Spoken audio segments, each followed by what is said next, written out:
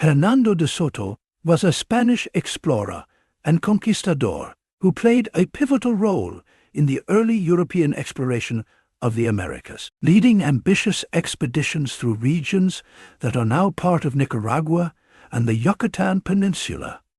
De Soto is best remembered for spearheading the first European expedition deep into the modern-day United States. His journey took him through what are now Florida, Georgia, Alabama, North Carolina, South Carolina, and Mississippi, marking a significant chapter in the early contact between Europeans and indigenous peoples. In 1540, he became the first European recorded to have crossed the Mississippi River, an achievement that would etch his name into the annals of exploration history.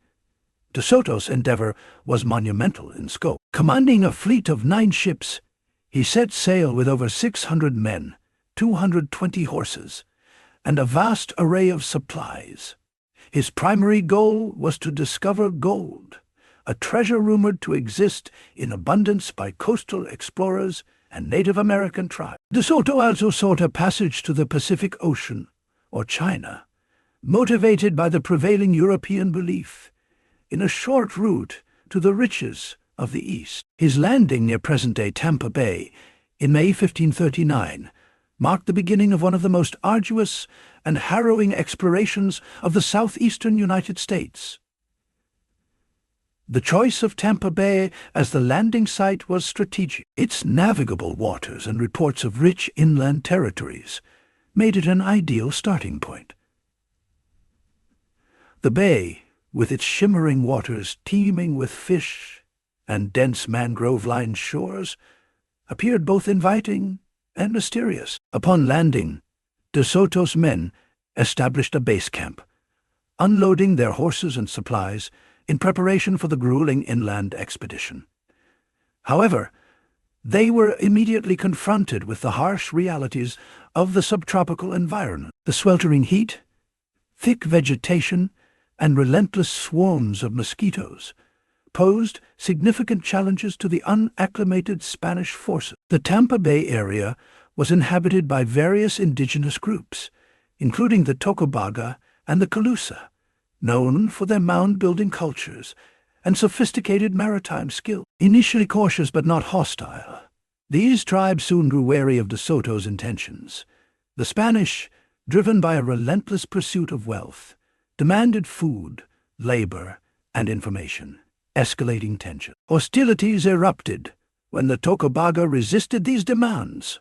Although the Spanish had superior weaponry, including steel swords, crossbows, and firearms, the Tocobaga used their intimate knowledge of the terrain to mount effective resistance. Despite the adversities, De Soto's men marveled at the region's natural beauty. Towering pine forests, sprawling oak hammocks, and expansive swamplands created a lush, untamed landscape unlike anything they had encountered before. The area was abundant in wildlife, including deer, wild turkeys, alligators, and countless species of birds with vibrant plumage. Rivers and estuaries teemed with fish, crabs, and oysters, which the indigenous peoples skillfully harvested. The Spanish noted the agricultural potential of the land, observing fields of maize, beans, and squash cultivated by the local tribes. Wild fruits such as plums, persimmons, and berries grew in abundance. Despite these riches, De Soto's primary focus remained fixed on the search for gold, which the indigenous peoples did not possess in significant quantity. One of the most dramatic moments during De Soto's time in Tampa Bay was the rescue of Juan Ortiz, a Spaniard who had been stranded in the region for over a decade. Ortiz had arrived with an earlier expedition led by Panfilo de Narvaez in 1528 and was captured by the Tocobaga. He survived by becoming an intermediary between local tribes. When De Soto learned of Ortiz's existence, he made efforts to rescue him. Ortiz proved invaluable to the expedition, serving as a translator and guide due to his fluency in several indigenous languages. Despite his warnings about the dangers ahead, De Soto pressed on, driven by his ambition. After several weeks in Tampa Bay, De Soto decided to push inland. His forces dismantled their temporary camp and began a march northward. Along the way, they encountered numerous indigenous villages, often looting them for food and supplies. The terrain quickly became treacherous.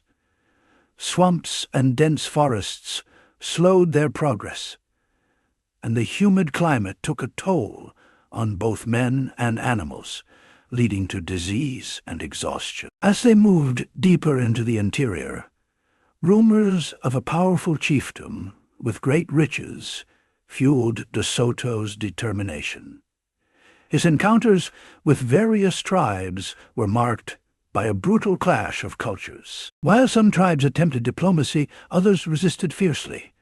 The Spanish responded with violence, employing their superior weaponry to subdue resistance. One of the most significant and bloody encounters of the expedition occurred at the fortified village of Mabila, near present-day Mobile, Alabama. Chief Tuscaloosa, a towering and imposing figure, initially welcomed De Soto under the guise of diplomacy. However, it was a trap. As the Spanish entered the village, the gates were closed, and hundreds of native warriors launched a fierce attack. The battle raged for hours. The Spanish, though outnumbered, fought with desperation.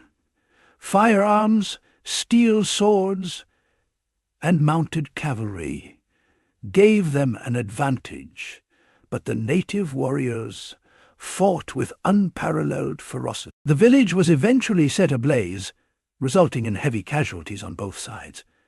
Thousands of native warriors perished, while the Spanish suffered significant loss. The Battle of Mabila exemplified the high cost of De Soto's ambition, both in human lives and in the devastation wrought upon indigenous communities. In 1540, De Soto achieved a historic milestone by becoming the first European to cross the Mississippi River. This achievement marked a turning point in the expedition, symbolizing both the vastness of the New World and the relentless drive of European explorers.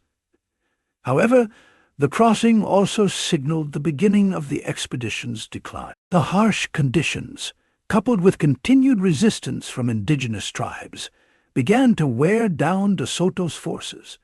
Hernando de Soto's expedition, though marked by significant achievements, came at a tremendous cost. His relentless pursuit of wealth and glory led to widespread destruction and suffering among the indigenous populations. The diseases brought by the Spanish decimated native communities, and the violence of the expedition disrupted established ways of life. De Soto himself never found the gold he sought. In 1542, he succumbed to illness near the banks of the Mississippi River. His men, now leaderless and weary, buried him in the river to conceal his death from hostile tribes. The remnants of the expedition eventually made their way to Mexico, marking the end of one of the most ambitious explorations in North American history.